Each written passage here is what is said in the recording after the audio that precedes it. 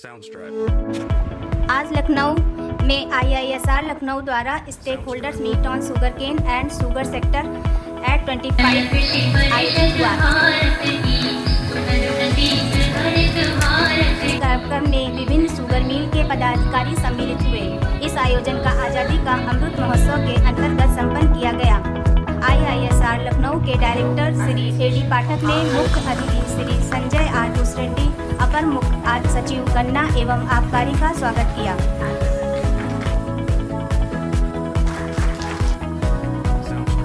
इस कार्यक्रम के शुभारंभ दीप प्रज्वलित के साथ आरंभ हुआ। चीनी वैज्ञानिकों ने अपने अपने सुझाव प्रस्तुत किए। And this ethanol blending and new things which we are going to discuss. The stakes of the farmers and the industry also, they will not increase. For a simple reason, because solar energy is available in a very cheaper way. It continues to rank. So with this, I thank you all for.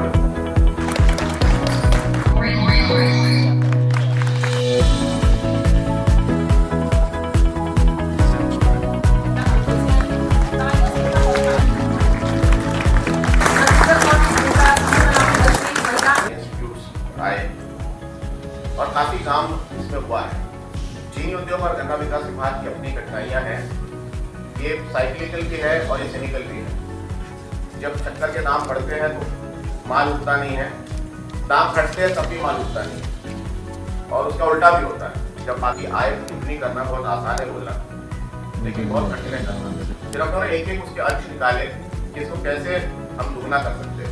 बता दूं कि हम लोग दुगना तो नहीं करना 22 तक का जो हमारा लक्ष्य था, लेकिन अगर ₹1 उसका आय था तो हम लोग ₹1.75 हम लोगों ने लगभग हुआ।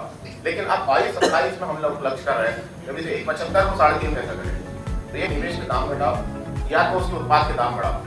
निवेश के दाम आपके हाथ में नहीं है, तो उसको घटाना बहुत आसान नहीं है, और उत्पाद के दाम बहुत बढ़ाना आसान नहीं है, क्योंकि हम अब यूपी के लिए शक्कर नहीं बना रहे हैं, अब उसको अंतर्राष्ट्रीय बाजार में कॉम्पीट करना है। पीरियड में हम लोगों ने मेरे विभाग में बड़ी सफलता से 700 मेगावाट एक पैसे के निवेश के बगैर, सरकारी पैसे के निवेश के बगैर हुआ था, और उस वक्त 1 मेगावाट 4 करोड़ रुपए लगता था। तो आप समझ सकते हो 2800 करोड़ की बचत हुई थी उत्तर प्रदेश सरकार की, और उतना बिजली का उत्पादन हुआ कि मैं डिस्टिलरी के लाइसेंसेस वगैरह जारी करने में वो दोनों प्रोडक्ट मेरे पास आने से, यहाँ का भी लाइसेंस हम 1 माह के अंदर देते हैं और 1 महीने के अंदर हम डिस्टिलरी का भी लाइसेंस देते हैं।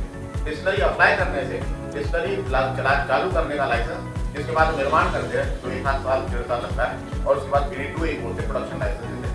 ये अब घंटों का काम होता है।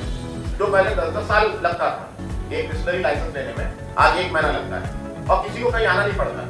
वो ऑनलाइन अप्लाई करता है, व्हाट्सएप से उसका PDF लाइसेंस जाता है।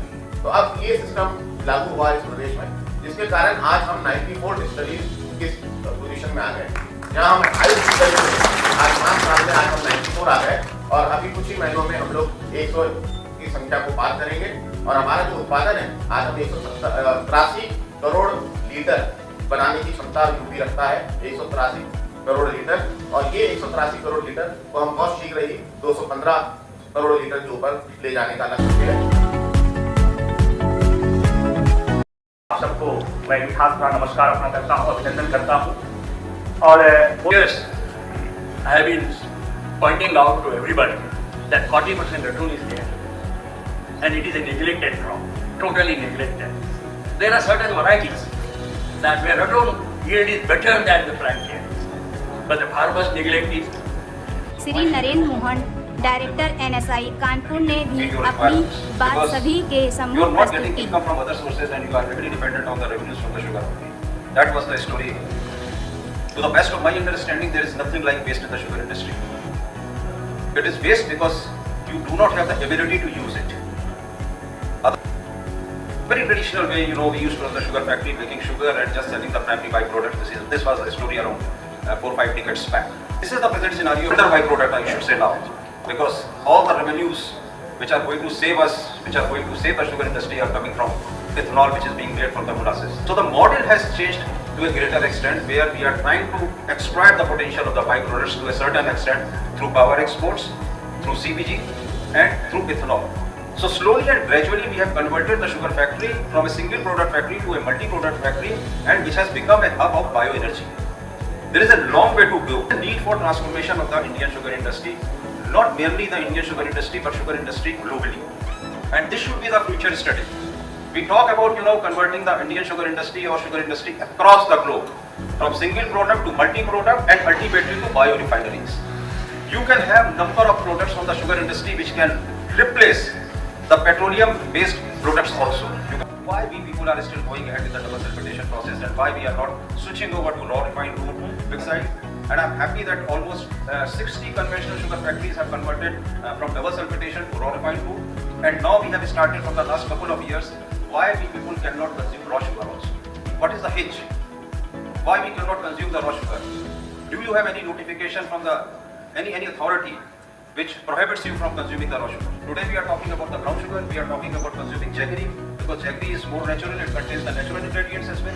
So why can't we give an edge to raw sugar? So there is a sort of debate, sugar is not good to health. Honorable Gadkari Saab, green hydrogen. The sugar industry can be a hub of green hydrogen. So but this is being seen as the future fuel of this globe. And sugar industry, because of producing renewable energy, can be a potential source for producing this green hydrogen. आप Brazil के मुकाबले कितनी चीनी खाते हैं? Brazil 48 kilo खाता है, आप 18 और 19 किलो खाते हैं। शायद बजट इतनी तेजी से नहीं बढ़े जितने आप ये बढ़ जाए, या आपसे भी कम जो खाते हैं उनको उससे ज्यादा बढ़ जाए। You have to break your lifestyle. It is basically energy balance. How much energy you take and how much energy you consume, and this is the Shri Sanjay Awasthi president STAI ने भी प्रेजेंटेशन दिया। 275 लाख टन हमारा कंजम्पशन है। Table white sugar का नाम देके 500 कुमसा की कम से कम 1-1.5 यूनिट की रिकवरी का फायदा लें।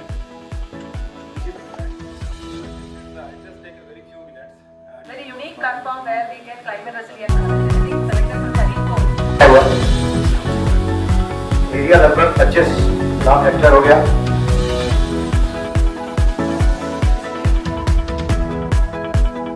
शुगर टाइम्स मैगजीन को मीडिया पार्टनर अवार्ड देकर सम्मानित किया गया। इस आयोजन को सफल बनाने के लिए